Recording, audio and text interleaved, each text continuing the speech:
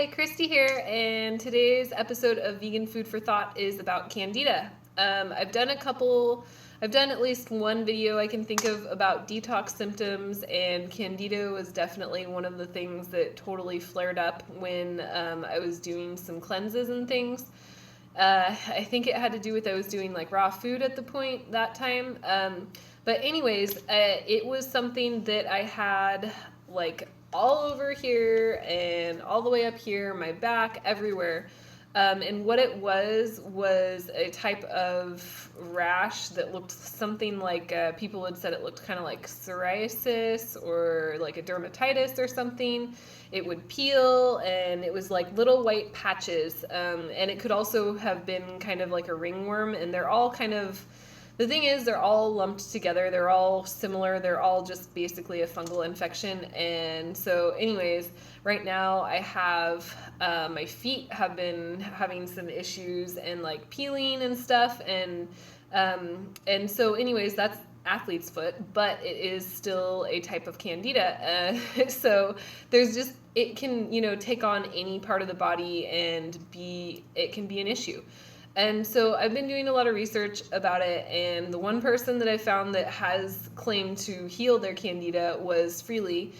And so I'll link that video below. But basically what she does, if you didn't already or you haven't already seen what she does, is she does raw till 4, and so she does eat cooked vegan food, but she usually does eat vegan, low-fat vegan food, and then she has like smoothies and things for breakfast. So I'm going to be starting on, I haven't done raw till 4 consistently. I'm usually at least like raw till breakfast or something, but not always.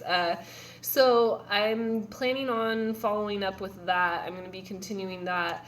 But also, I want to be really, really strict about fats. From what I've been doing research on, the main thing is fat is what can allow the Candida to bloom. It's not just sugar. Sugar does take a part in the process. So if you've seen, there's like a lot of Candida cleanses that include no sugar, just all vegetables and like cucumber juice and stuff. And I'm going to see if I can do that without it and heal myself without that, because I have actually, just by applying topically things on my skin, I've healed that part of it. So I feel pretty confident in knowing that like if I continue on with eating less fat, that it will continue to heal. So anyways, yeah, I wanted to start on with the first thing that actually helped my skin heal. I've heard apple cider vinegar can also work, but basically fungal stuff thrives in conditions where you have a pH that's off balanced. And so our skin is supposed to be naturally acidic. And what apple cider vinegar does is it's acidic, so it adds that acidity back. So I've been using mainly, I don't care for apple cider vinegar though, because it's kind of, it's got a bad smell to it. And so I really like lemons, limes and lemons. So I get these. If you can find these at the store, they're organic and stuff. These ones are $4.99. And you can use lemons. I chop mine in half, and then I just put them on like my feet, or I was putting them on my arms and my chest for a while until that cleared up. Sun tanning. So basically what I noticed was that it would peel and it would look kind of like a sunburn when your sunburn peels, it would look kind of like that, but I wouldn't have a sunburn. And so the sun does, UV rays actually help kill fungal infections. Tea tree oil also does. But I've heard of coconut oil helping heal it, but I've heard conflicting stuff on that, so I'm not going to be doing coconut oil because I've heard the coconut oil can actually help it grow.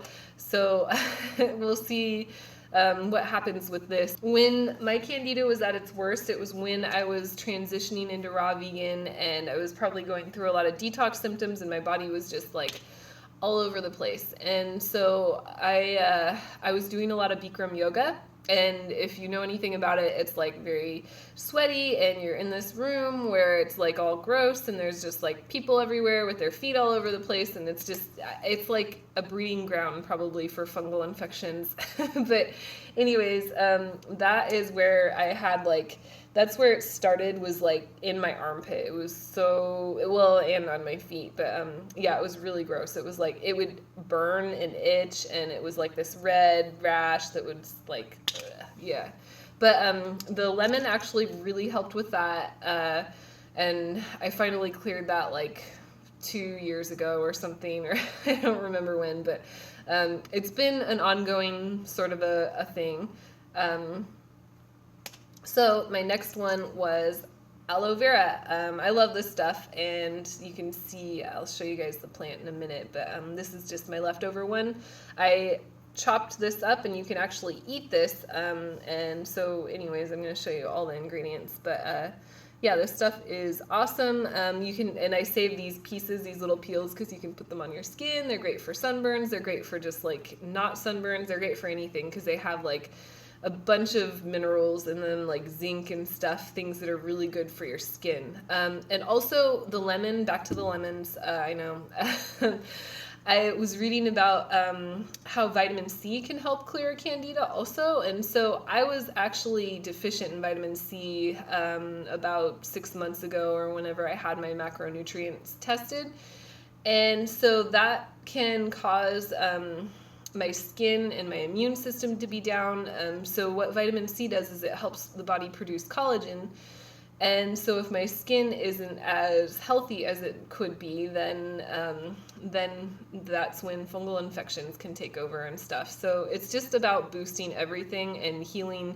I want to heal it from the inside out, because the thing is, the lemon helped heal it on the outside, but then I want to heal it on the inside. So I'm going to be showing you all of these ingredients that I put into a drink, and I'm going to be doing that like a little tonic once a day too. Here is, I already told you guys about the lemons. Here are the lemons. I use one of these, and if they're really soft and squishy, actually, I do like to eat the peel, because there's like a lot of really good citrus oils, and actually the most anti-cancer benefits are in the pith of citrus, so you can really get a lot of benefits from that. These ones I don't usually eat the peel of. I had some really soft, amazing Meyer lemons that I was using, and those were really, really good, and I actually was eating the rind and everything on those. So yeah, I've been liking these ones, and they're actually soft enough, so maybe I will use those. But if they're dry, yeah, it doesn't work. But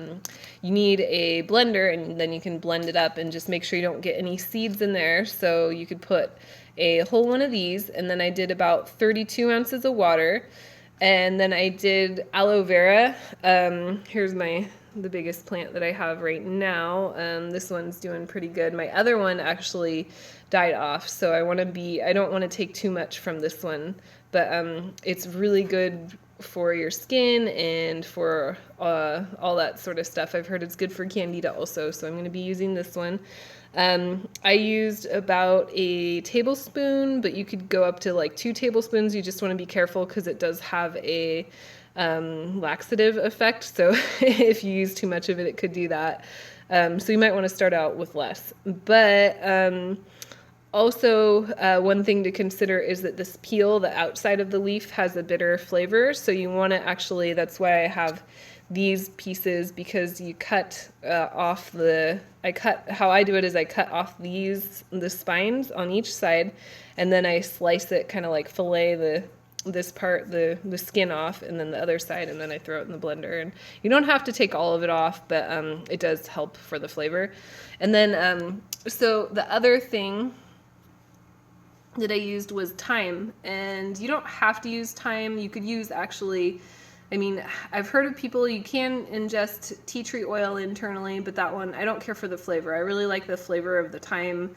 You could also use oregano. Oregano is like one of the strongest antifungal herbs out there. You could do dried, but fresh is always better.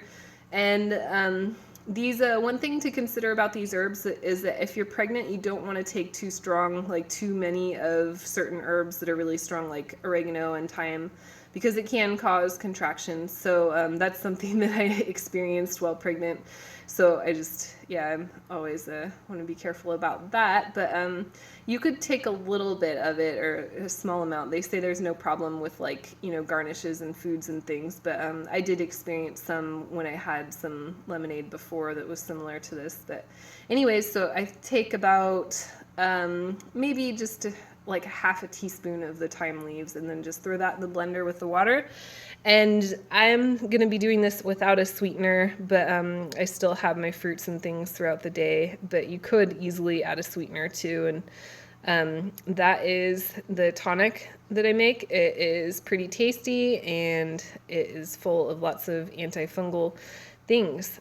So that's my little tonic that I've been making, and I'll keep you guys posted and updated on if I've noticed any changes or not. And I'm also going to be continuing to do some sort of high carb, low fat. I do that every day, but I might be doing more of a raw till 4 thing, or even you know, raw all day if I can.